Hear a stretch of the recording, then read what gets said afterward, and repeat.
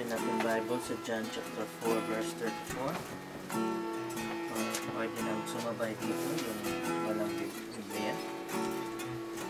Sabi dito sa John chapter 4 verse 34, Jesus said to them, "My food is to do the will of Him who sent me and to finish His work."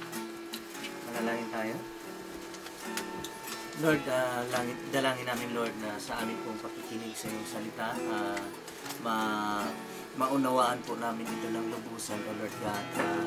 Darating kami sa level ng aming faith, O Lord God, na ang amin pong tunay na kabusugan ay ang pagtupad sa iyong kalooban, ang pagtapos sa mga gawaing iniatang mo sa aming balita.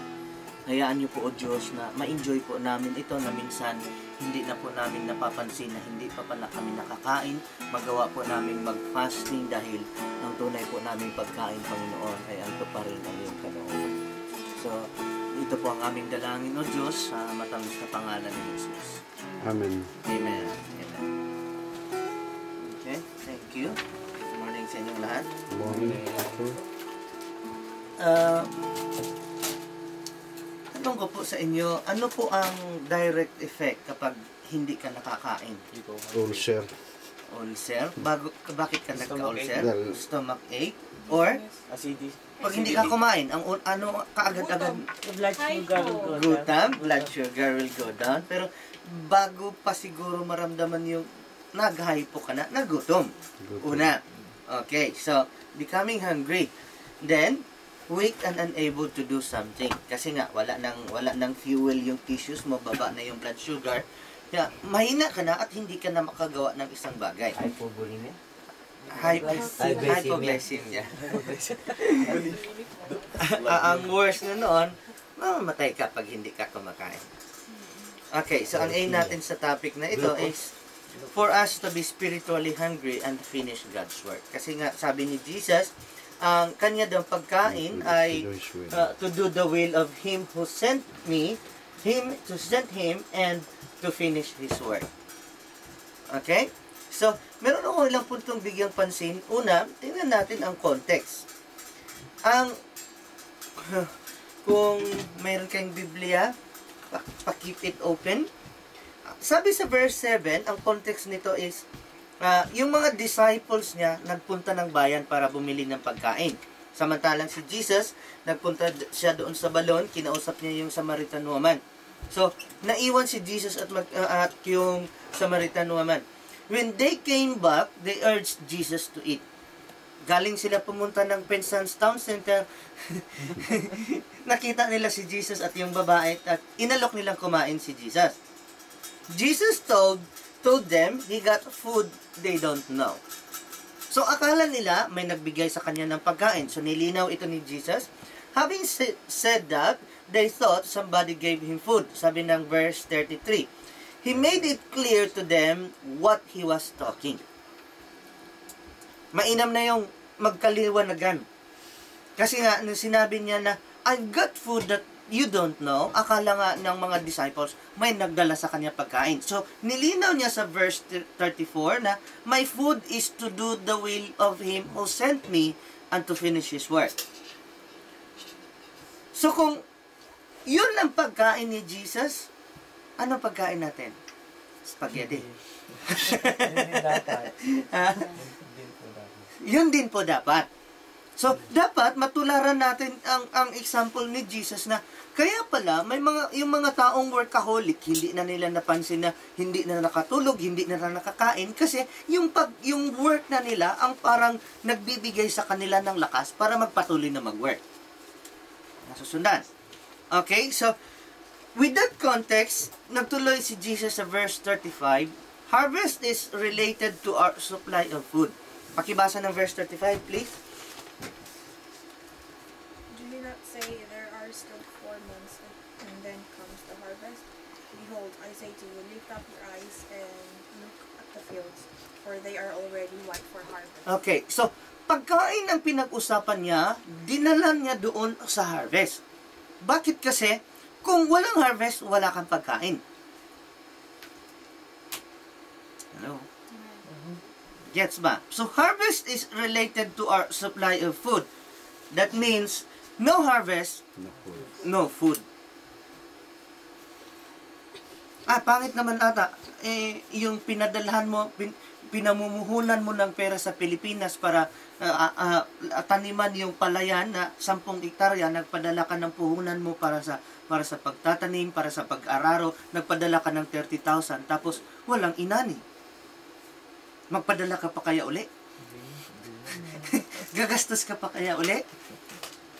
So, ganun din, no wonder, may mga taong parang ang dami na nilang kinikita, ang dami nilang trabaho, ang saya ng buhay nila sa tingin ng ibang tao, pero parang gutom pa rin sila. They're looking for something that even they themselves could not understand. Pero ang hinahanap pala nila is yung pagkain na sinasabi ni Jesus na ang pagkain ko ay ang tuparin ng ang kalooban ng nagsugo sa akin at tapusin ang kanyang trabaho. Okay, medyo malapit-lapit na tayo doon.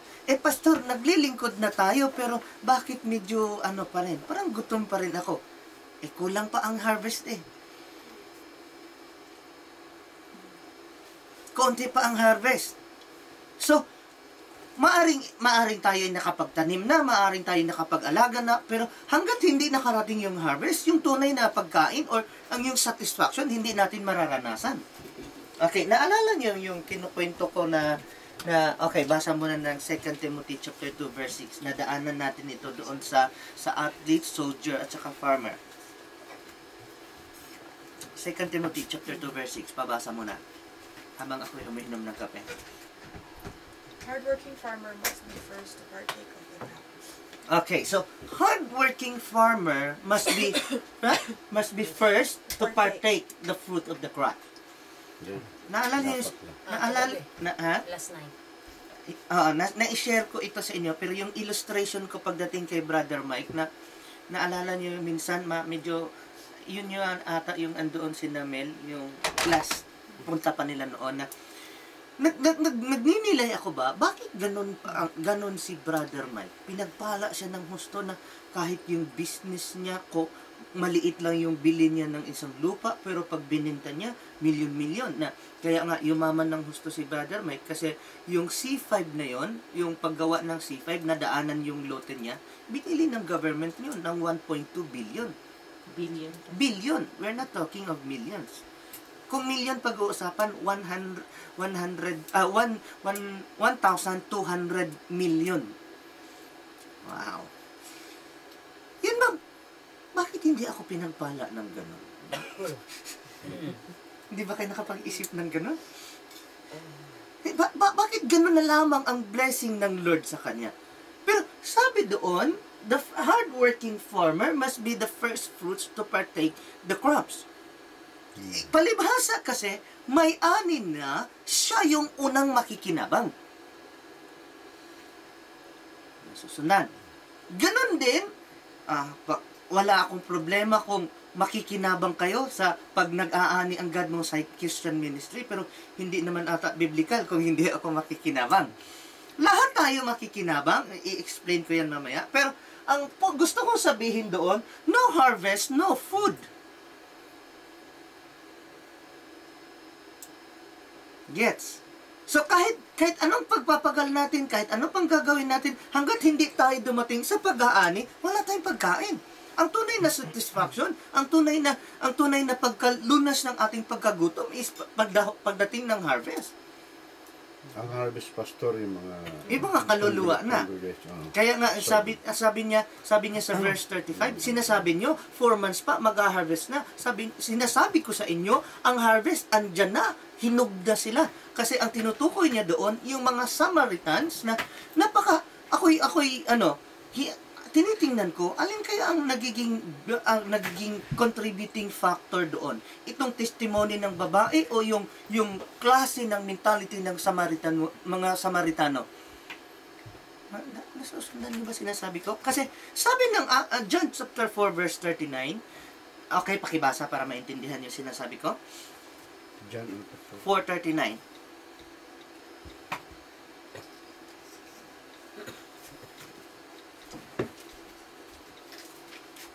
Now many Samaritans from that town believed in him because of the report of the woman who testified, He told me everything I ever did.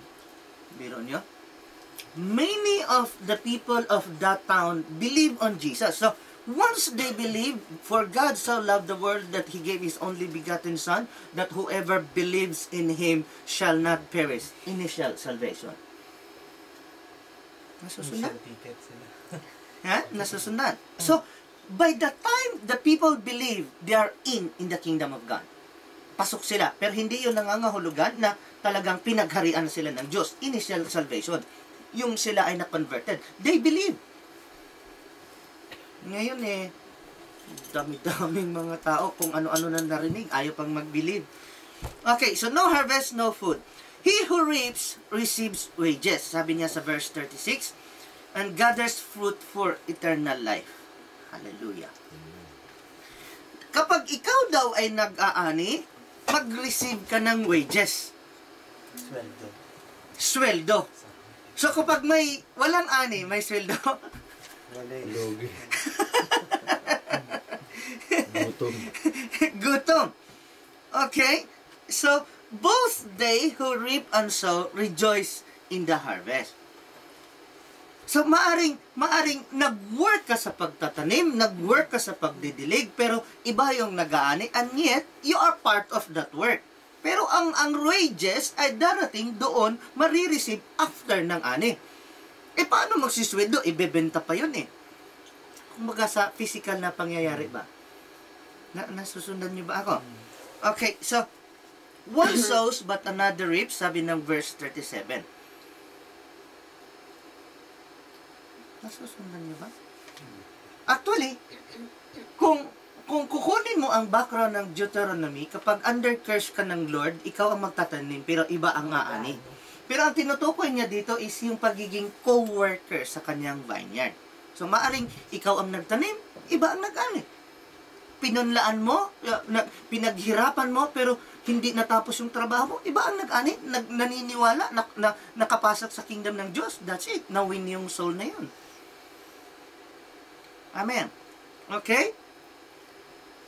He sent us to reap what others have sown. Na ito na nga yung sinasabi ko sa inyo na pinagninilayan ko, may say-say kaya nga yung mga miracles ni Jesus na ginawa doon sa mga taong nagsisigaw na ipako siya sa krus. Pagtatanim yun.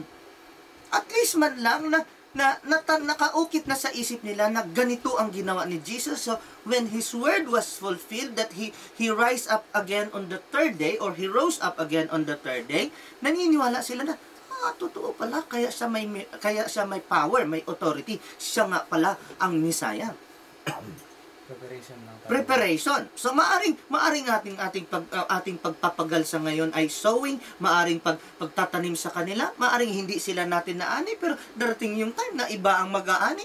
As long na we are working for the same kingdom, fine. Amen. We did our job. Na minsan nga, na yung mga taong tinulungan ko na napunta ng ibang church, salamat sa Lord kung napunta ng ibang church. Ang masaklap kung hindi na nag-church. At least, napunta pa rin sa kingdom. Okay? Others have labored and we who reap entered into their labors. Yun bang, let's say for example, lalo sa Pilipinas na ang mga churches or ministry ng pastor is ipinapasa doon sa mga anak. Nasusundan niyo ba sinasabi ko? Pero yung anak, walang idea kung gaano yung paghihirap ng pastor noong nag-umpisa. Okay, ito pa isang example. Maraming mga Chinese man o Pilipino na yung kanilang magulang nakapag-establish na ng business tapos ipinapasalo sa anak, biglang naglaho yung business. Bakit? Kasi hindi kasi nila naranasan yung hirap. Walang idea. Inani lang nila yung ipinagtatanim ng kanilang magulang. Na, ewan ko kung abot na ng pang-intindi ni Deds na salamat, napaka-bless po nila na pagdating ng kanilang panahon, or blessed na sila sigurado compared sa buhay ko. Na hindi nila naranasan na magtinda ng ice candy, hindi nila maranasan na maglakad, hindi nila naranasan kung ano-ano na lang inuulam namin kasi nandito na sila noong nagbunga na yung paghihirap ng magulang ko. Na nga hanggang ngayon wala akong idea kung ano ang mamamanahin ko, at I don't think meron, pero hindi naman sa pagyayabang, mayroon naman atang mamanahin itong mga anak ko sa amin. Mga anak namin sa amin. Hindi na ako magyabang, mahirap na. Masaya sila, Pastor. So, we entered into their labors kasi inani lang natin yung pinaghirapan nila. Okay? So, konting example pa. Sabihin man nila na ang Catholic Church hindi full gospel, pero ginagamit pa rin ng church yan para ang Christianity makarating sa Pilipinas or sa ibang bansa, some way, somehow. Pero hindi yun nangangahulugan ng magpakamatay na lang tayo kahit hindi tayo na born again doon. Ginagamit din yan para makarating ang Christianity sa atin. Okay? So, 1 Corinthians 3:4, when one says, I am of Paul, and another, I am of Apollos, are you not carnal? Who then is Paul and who is Apollos? But ministers through whom you believe, as the Lord gave to each one. I planted, Apollos watered, but God gave the increase. So, hindi mahalaga. So then, neither who plants is anything, nor he who waters, but God who gives the increase. Why? Verse 8, pakibasa. 1 Corinthians 3:8.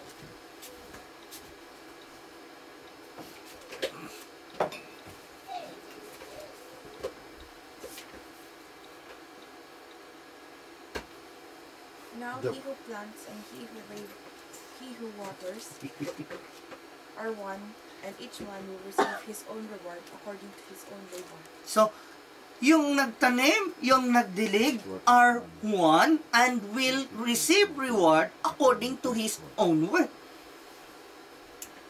Klaro naman siguro. Okay. Pangalawa, for a hungry person, every food is appreciated. Amen. Proverbs 27 verse 7, a satisfied soul loathes the honeycomb, but to a hungry soul, every bitter thing is sweet. Sa Tagalog medyo maganda Sa taong busog, sa taong busog, wala daw masarap na pagkain, pero sa taong gutom, kahit tutong ay matamis. So kung ikaw ay gutom sa paggawa sa kalooban ng Diyos at tapusin yung kanyang inumpisahan, kahit ano na lang magawa mo, gagawin mo, gutom ka Kahit nahihirapan ka pa. Kahit nahihirapan ka pa. Basta ginagawa mo yan para sa Lord na sino ba yung nakwento ko nga sa inyo na maging sa El Shaddai man noon. Never na ikinahiya ko na mulot ako ng basura, na ipinakilala nga ako ng misis doon sa kapatid niya. Nakilala ako hindi as a nurse, kundi namumulot ng basura. Kaya yung mga kapatid niya galit na galit sa akin. Ayaw sa akin. Lalo naman siyang na-inlove sa akin. Very funny.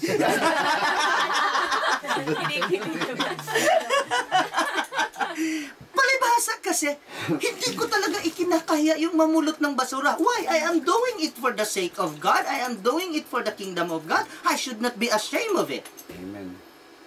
So, hindi tayo dapat mahiya na ito man ay paghuhugas ng plato sa church, ito man ay pagluluto sa camp, ito man ay paglilinis ng toilet. If you're doing it for God, kung hungry ka talaga sa paggawa sa kalooban ng Diyos, hindi mo ikahiya yun kasi every bitter thing sa taong gutom ay sweet. Mulot ng sonata. Okay, kasi kung mapagkatiwalaan ka naman doon, nakita ng Lord yung puso mo na gumagawa ka para sa Kanya, i-upgrade ka naman ng Lord. Bibigyan ka niya ng higher opportunities. Kaya nga, ayun, kukunin ko yung sharing ni Brother Bobby na wala daw bakante noong nagtrabaho siya. Sabi sa kanya, may bakante, security guard. Pero at least, kapag pasok ka na, madali ka nang ililipat. So, ganun din, kung napagkatiwalaan ka ng Lord sa paggawa ng maliit na bagay para sa Kanya, napakadali ka nang ilipat, at least in ka na sa pagtatrabaho. Minsan, linis ng toilet. Galing na po nga ako maglinis, isang linggo, maglinis pa sa church. Para bagang ikinakahiya. Kaya yung feeling ko yung iba doon, parang ito na yung pagkakataon na hindi ako maglinis. Kain lang sila. Okay, so not all foods are sweet. There are some which are bitter. Ang palaya, mapait. Pero depende yan, kung gutom ka, walang mapait. Matamis yun. Ito pa. May mga bata namimili ng pagkain. Lalo si Ella, pag pinakain mo ng broccoli or vegetables, gaganon siya kakain. Kasi ang baho daw, kaya baka siya magsuka, pinipingot niya ang ilong niya para makain niya. Ayaw niya ng amoy. Ganon din, kapag bata ka pa sa pananampalataya, marami kang pagkain o trabahong hindi magagawa. Kapag hanggang ngayon namimili ka pa ng kinakain mo at trabaho mo, bata ka pa. But satisfaction comes from being hungry. Ang satisfaction daw, mafe-feel mo kapag naging hungry ka. Nasabi ko nga kina Ella or kay Ian, ang arte kumain, palibasa hindi nakaranas ng mga kinakain ko. Ang aarte, ang pipili. Sabi ko sa kanila, gusto niyo, sama ko kayo sa Kenya para ma-appreciate niyo yung kinakain niyo dito. Yung mga pagkain nga sa Kenya na magkaroon lang sila ng beans. Ewan ko kung may sibuyas na yon o may bawang na yon. Basta beans lang at sabaw. Yun na, fiesta na sa kanila yon. Tapos dito may ulam na, ang arte pa. Fish again? Salamat ka, may fish. Kaya sabi niya, blessed are those who hunger and thirst for righteousness, for they will be satisfied. So kung hindi ka na-hungry, hindi ka kakakain, hindi ka masatisfied. Kasi kahit kakain ka at hindi ka hungry, parang ikaw pa magre-reklamo. Hindi ka hungry eh, hindi mo na-appreciate. Okay, ito na. Dapat ang paglilingkod sa Diyos, titingnan natin in both ways, in a bigger picture. Pwede kong tatanawin, okay, at itinatanaw ko na ang paglilingkod nyo, dapat parang nagkaroon din ako ng gratitude or nagkaroon ako ng utang na loob sa inyo na tinulungan nyo ako sa paglilingkod. Tama? Mali? Pero on the other hand, dapat nyo ring titingnan na dahil sa ministry, dahil sa church, nagkaroon kayo ng pagkakataon na maglingkod. Amen. Yun yung opportunity pa. Yun yung opportunity. Kasi kung wala yung church, hindi kayo magkaroon ng pagkakataong maglingkod. Na Walang chance. walang chance. Nga, ako'y natutuwa nga kay Tay na talagang nag-grow siya sa paglilingkod. Amen. Who knows ano ang future ni JD hangga't yung inspiration niya ay hindi mag-stop kay Che. Ipagdasal nyo. Panalangin ito. Hindi natin alam kung ano ang future ni Gina. Patuloy siyang nagsisik ng knowledge na uhaw sa Word of God hanggang sa oo nga, ito pala yung hinahanap ko. Sabi nga niya kagabi matindi ito si Gina mag-course. Ako nakatikim lang ako minsan ng course dito. Gusto ko lang magkaroon ng idea paano mag-course dito ba. Biro mo, 5 araw lang yung course ko, pero yung trabaho namin, ilang buwan yung ginawa, hanggat dumating na sa time, hindi na ako makapanood ng TV, kaiisip sa course. Mag-e-exhort na yung pastor. Malapit. Kaya hindi na ako umulit. Si Gina, taon-taon yan nagko-course kasi nagsisik daw siya ng knowledge. Pero after siya magpag-course, ganun pa rin. Walang satisfaction, walang fulfillment. Sabi niya, ito pala yung hinahanap ko, yung siya'y makapakinig ng Word of God. Nagkaroon siya ng knowledge. Hallelujah. Okay, so hungry is a state of desiring for food. Parang ngayon, nagugutom-gutom ka na. Okay, so workaholic forgets to eat because they love their work. Ganon din kung nagiging workaholic tayo para sa ministry, maaaring nakalimutan mong kumain ng literal na pagkain kasi ang pagkain nga natin, ito pa rin ang kalooban ng nagsugo sa atin. No wonder na napahiya nga ako na nung nagbabasa ako ng ni Morris ni Miles Monroe, nag 15-day fast daw siya, partial lang sa kanya yun. Ayos. 15-day fast, partial lang sa kanya. Ang nung time na yun, ang pinakamahaba ko lang 3 days. Salamat na lang na nakaabot din ako ng 5-day fast. Ano na kaya yun kay Miles Monroe? No wonder na grabe din yung paglago, yung personal growth niya. Kasi ganun siya ka-dedicated sa work ng Lord. Gets ba? So, dapat hindi na kayo magpagsabing, ay, hindi ako pwedeng mag-fast. Kung alam mo ang tunay mong pagkain, kaya mong mag-fast. Amen. Hindi naman sa sinasabing, tingnan niyo ako. Slim na. Okay. Kung ang hungry ay a state for desiring for food, mayroon namang mga disorders, kagaya ng anorexia, may mga taong anorexic na kahit gutom sila, wala silang appetite. Pangit yung panlasa. Pangit yung panlasa, or mayroon silang mentality na para pag Mataba. kumain sila, ang taba-taba nila. Kaya nga mayroon akong napapanood sa TV yung super slim versus super skinny at saka super fat or versus skinny, parang ganon, na pagpapalitin yung diet ng mataba at saka yung diet ng payat. So ganon din kasi may mga taong payat, super skinny nga, kasi ang mentality nila, ang taba-taba nila, kahit lumusot na yung buto sa balat nila, feeling nila ang taba nila, kaya ayaw kumain. Nasusundan. Okay, so kids usually don't have much appetite.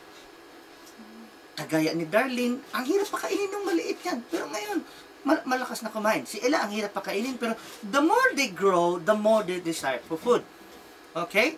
So, mature and normal people get hungry. So, kung hindi ka nagugutom doon sa tunay na pagkain, maaari, normal ba ako? Or You don't belong. may disorder ka, wala kang gana. Anorexic are skinny as they don't eat a lot. You might be chubby physically, wala akong tinutukoy. Sabihin ni John, ba't nakatingin kayo sa akin? Laki na nga ng pinayat niyan. Ingat ka lang ng konti, baka bumalik din sa picture mo sa Nuki. Grabe yung picture mo naman. Pero kung nakita niyo ang picture ni Joy way back 2008, sabi mo, ang payat mo, Joy. Super fat siya. So, you might be chubby physically, but spiritually skinny kasi hindi mo kinakain yung tunay na pagkain. Okay? Anorexia is a disorder. It has nothing to do with your intake, whether you have eaten or not. It's in the mind. Okay? Not all foods are beneficial. Sample na lang, sa mga diabetic, pasensya na, kasama ako. Bawal ang sweets kasi hindi maganda sa diabetics. Hindi lang sa diabetics, doon sa mga medyo mataas ang blood pressure, walang personalan kung mayroong gamot na kalimutan. Mga maaalat, mga high fats, bawal sa mga hypertensive yon. Okay? Salty, those with renal or gallstones. Na minsan nga si Mrs. kahihilig niya ng chips, nagkaroon siya ng stones. 14 o 16, parang mais kalaki yung bato na kuha sa kanya. Saan kaya pinag-iipon yun? Doon sa kinakain niya. Parang patis, hindi niyo ba napapansin yung patis kapag natutuyo, nabubuo? Ganon din yung stone. So, bawal yun. So, hindi lahat ng pagkain ay beneficial. So, kung ang pagkain tinutukoy ni Jesus, ang pagkain ko ay tuparin ang kalooban ng nagsugo sa akin, hindi rin lahat ng trabaho ay beneficial. Hindi lahat ng ginagawa ay beneficial. Nakaka-relate ba?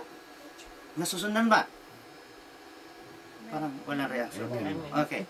So, we should eat high-fiber food to be physically active. Kasi kung hindi ka kumakain ng high-fiber food to be, hindi ka physically active, parang wala kang masyadong fuel. Malamya yung katawan mo, walang gana na minsan nga, para ako makapag-workout, kailangan eksakto yung tulog ko at kumain ako ng gusto. Paano ko makapag-workout kung wala akong masyadong kain? At saka, depende sa kinakain. Lalo na ako, Bisaya, hindi kami pwede sa mga kanin, tinatinapay. Hindi kami pwede sa spaghetti. Kaldi-kalderong kanin. Pag pinakain mo ako sa spaghetti, mamaya gutom na ako. Kailangan kanin. Bakit kasi, ano yun eh? Carbohydrates, energy-giving food. Okay? If our food is to do the work of the Lord, then we should not be entangled with the affairs of this life. Maliwanag.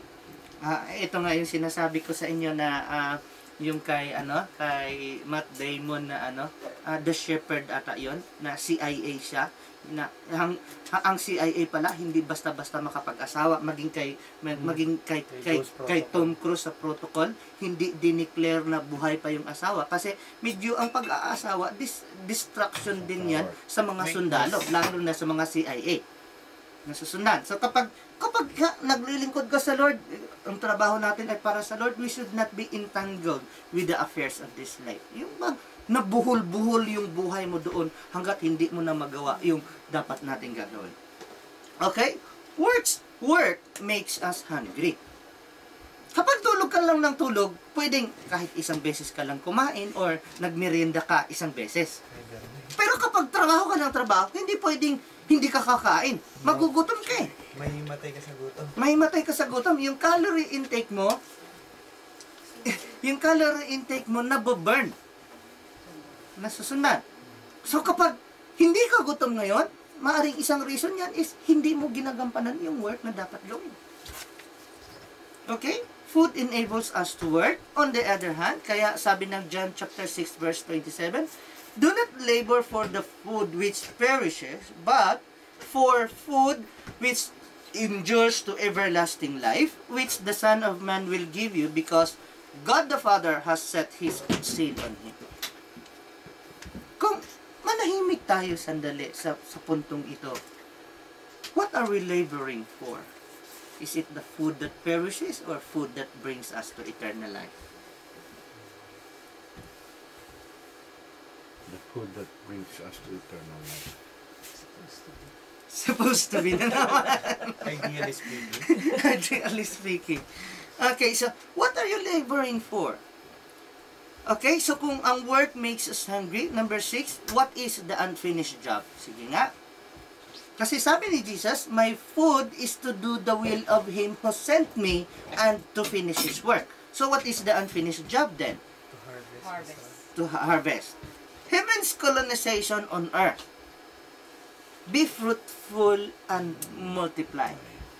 So dapat ang mga Kristiyano dumami kasi nga ginawa ng Lord ang earth na ito at inilagay ang tao para magiging colony ng heaven, magiging replika. Ang culture ng heaven ay magiging culture sa earth. Kaya nga ang panalangin itinuro niya, let your kingdom come and let your will be done on earth as it is in heaven.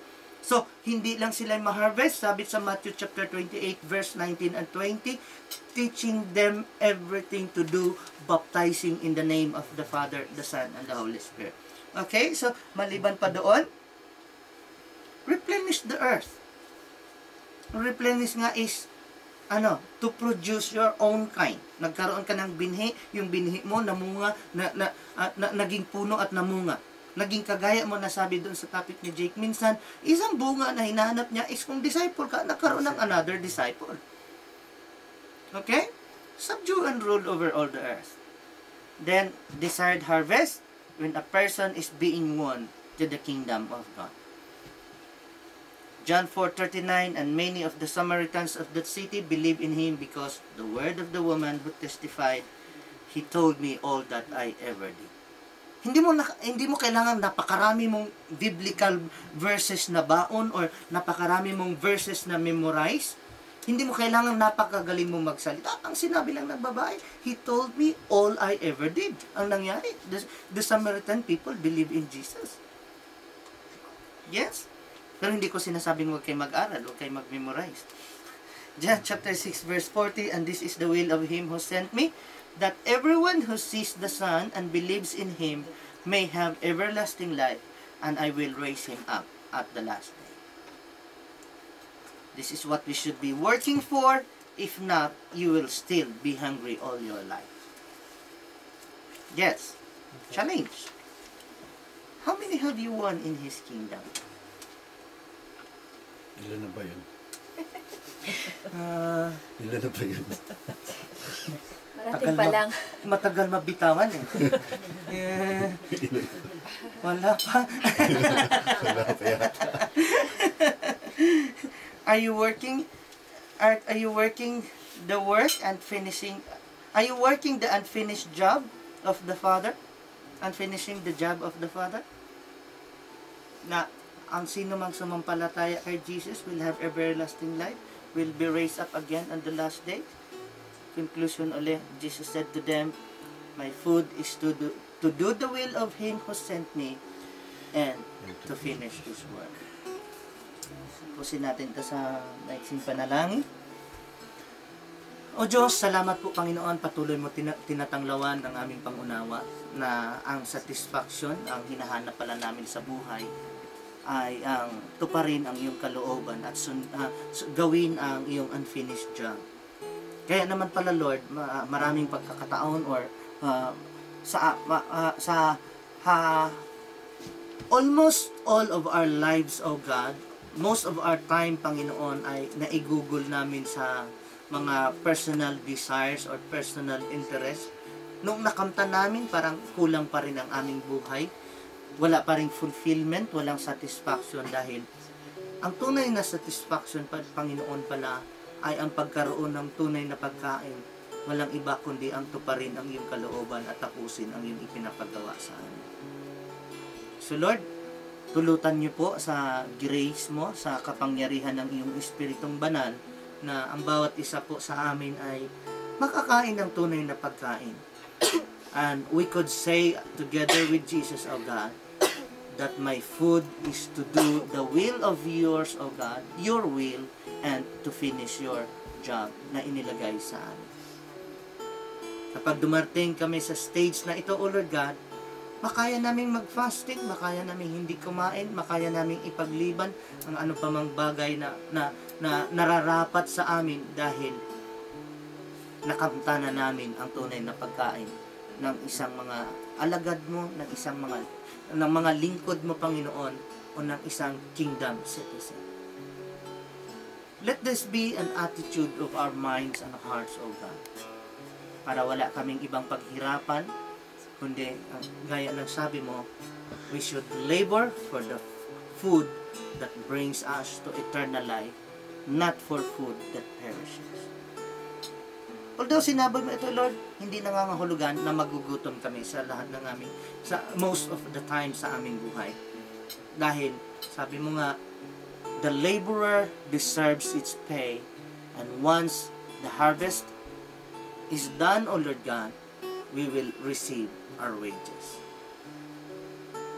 Tulutan mo, Lord, na mag-ani kami ng napakaraming kaluluwa sa ministry na ito. Na hindi lamang kami makapag-harvest ng 100 souls regular attendees by January, kundi mag-exceed pa kami, Panginoon, because you have said on your word, nothing we plan will be impossible for us. So we thank you, Lord. Binild up mo po kami ng gusto, piniprepare mo kami ng gusto for the work of the ministry. In Jesus' name. Amen. Amen.